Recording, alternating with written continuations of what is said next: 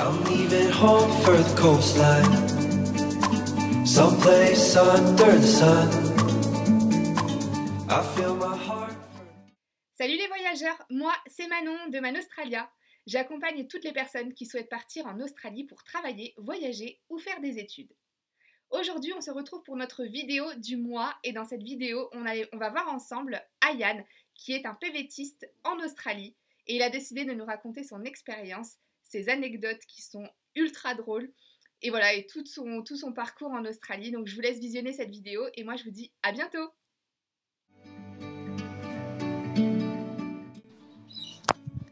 C'est bon? Donc du coup, je m'appelle Ayan Yilmaz, j'ai 24 ans maintenant et je suis originaire de la ville de Lille, dans le nord de la France. Voilà. Mon parcours pro, j'ai commencé en tant que wedding planner pendant à peu près 1 an. Et après ça, je suis, j'étais VRP, en gros commercial en porte-à-porte. Bon, c'est un job de voleur, mais bon, c'est plutôt cool. Pour plusieurs raisons différentes, disons qu'il fait toujours beau, puis comme je viens du nord de la France, au moins ça change. Et pour parler anglais aussi surtout, car quand je suis arrivé ici, j'avais vraiment aucune notion en anglais. Et donc c'est pour ça au début c'était un petit peu difficile, maintenant ça va. Et aussi pour l'argent, parce que franchement il y a pas mal d'argent à se faire ici en Australie.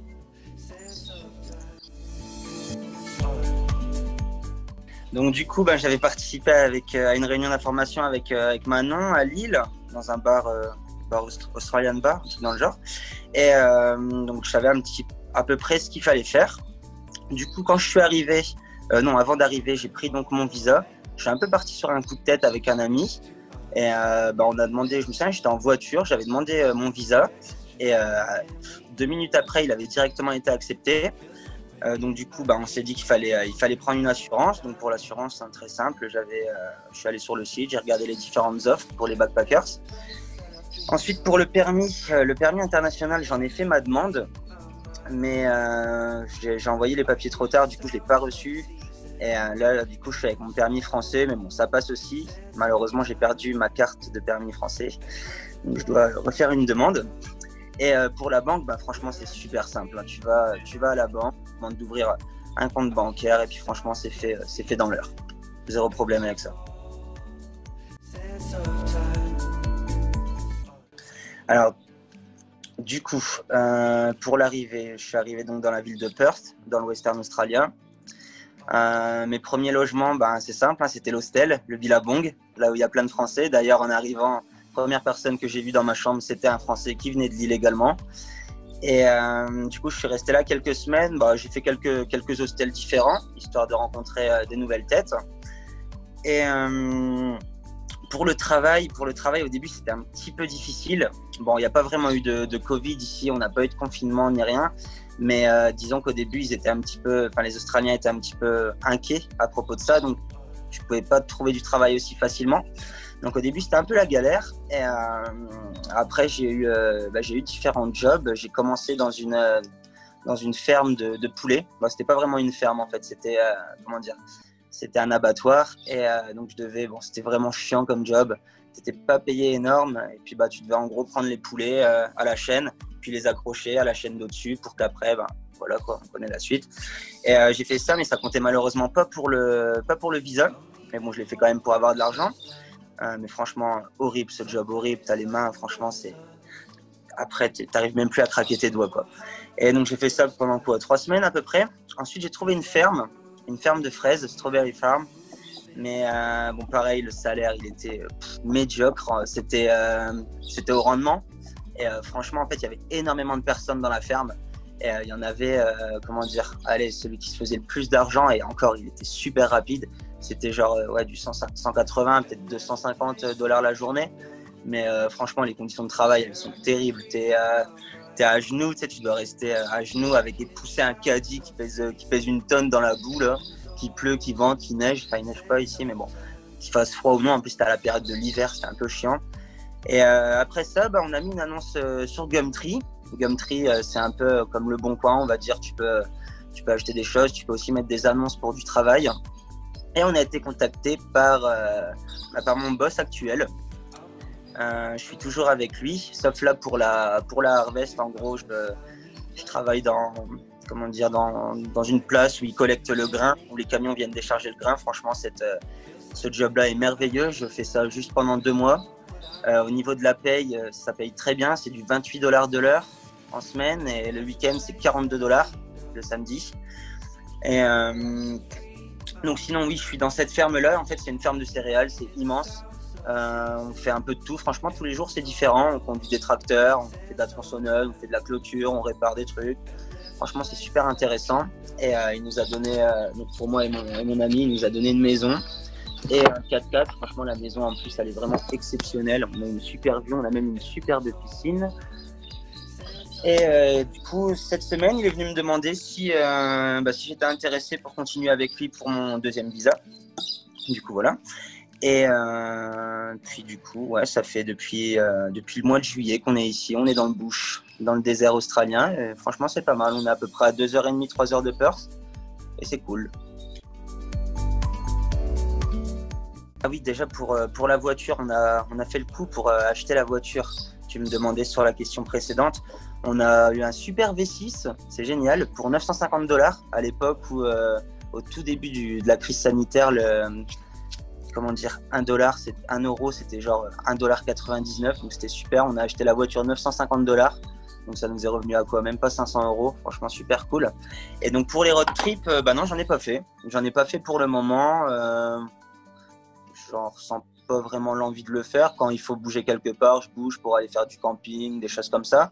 J'en ferai certainement un l'année prochaine. L'année prochaine, une fois que j'aurai acheté un bon 4x4. Et puis non, pas de road trip pour le moment. Peut-être par la suite. Sur la ferme de Strawberry, c'était nul. On va pas se mentir, c'était nul. Par contre, il y avait une superbe ambiance. Ça, l'ambiance, elle était géniale. Par contre, tu dois toujours rester sur le qui-vive un peu parce que tu peux recevoir des fraises à tout moment et vice-versa. C'était marrant quand même. J'avoue, on avait une bonne ambiance. En plus, je vivais quasiment qu'avec des Coréens. Donc du coup, ça m'a bien entraîné pour mon anglais. Et dans cette ferme ici, franchement, c'est génial. Franchement, c'est le luxe. C'est vraiment le luxe. Payer à peu près 25$ de l'heure. Et pour les horaires, c'est très simple. C'est comme on veut. Si je veux commencer à 10h, finir à 16h, c'est moi qui vois. Si je veux faire des longues journées, c'est moi qui vois. Juste pendant la harvest, tu fais des très grosses journées, entre 12 et 15 heures de travail par jour, 7 jours sur 7 souvent. Mais sinon, le reste de l'année, franchement, c'est comme on veut. Mon patron est vraiment génial. Il nous a emmené pêcher en mer sur son bateau pendant 3 jours. Franchement, il est au top. Il est vraiment cool. Donc franchement, bon ressenti, c'est vraiment cool. Et je vais sûrement faire ma 2e année avec lui. Ma 2e année, je vais certainement revenir ici pour le mois de mars à peu près.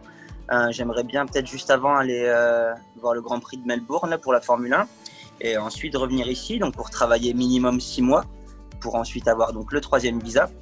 Et autre projet pour l'instant, je sais pas vraiment. En gros, j'aimerais vraiment demander un sponsoring avec ce chef-là et ça, ce serait vraiment bien. Donc comme ça, après, je serai engagé, il me semble, je sais plus, c'est 2 ou 3 ans dans la même boîte. Et après, pour avoir donc le permanent visa, le fameux permanent visa. Donc franchement, pour le moment, ouais, rester ici et puis peut-être après retourner en ville après mes 6 mois et retrouver un petit travail tranquillou sur Perth. J'en ai pas vu des énormes, je vais pas te mentir, mais j'en ai vu une pas mal quand même qui faisait bien la moitié de ma main à peu près. Et j'étais en train de nettoyer un silo et puis elle est là, elle est montée sur mon bras. Et je dis wow. Mais franchement, c'est pas les pires celles-là. Hein. C'est pas de celles-là dont tu dois te méfier. Le pire du pire du pire, c'est les redbacks ici, les veuves noires. J'en ai plein. La première, j'étais vraiment heureux quand j'ai vu la Family Box au McDo. Alors là, c'est totalement génial. C'est une création de génie. T'en as plusieurs, entre 30 et 40$, mais vas-y, c'est genre un menu pour 4 personnes qui te coûte genre 30$. Et ça, franchement, c'est donné. Après, j'étais malheureusement, surpris de voir qu'il n'y a pas de très bonne bière en Australie. On va pas se mentir, la bière, c'est de la merde. Des bières à 4-5 degrés, franchement, pour faire ça tu bois pas de bière, quoi. Du coup, là, à l'heure actuelle, je tuerais pour une carmélite, je pense. Et ouais, les bières, enfin l'alcool ici en Australie, il est pas terrible. Mais une fois où j'étais très stupéfait, donc rien à voir avec l'alcool, c'était au boulot. Donc c'était à la ferme, enfin à l'abattoir de poulet. Bon, ici tout est blindé d'OGM, pas comme en France. Et donc les poulets, ils étaient quand même bien gros, tu vois, genre je sais pas, 6-7 kilos à peu près. Donc pour un poulet, c'est quand même costaud. Et donc je le prends celui-là, et puis déjà il me paraissait bien gros. Et tu sais, tu l'accroches par les deux pattes en fait. Et je prends le poulet, et puis je vois j'ai 4 pattes. Je dis merde, j'ai 2 poulets dans les mains.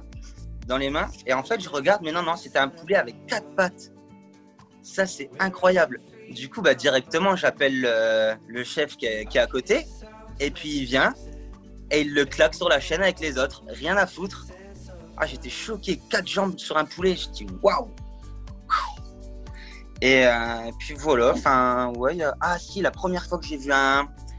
Ah mince, j'ai perdu le mot en anglais. En gros, c'est un genre de marsupial, tu vois, un marsupio.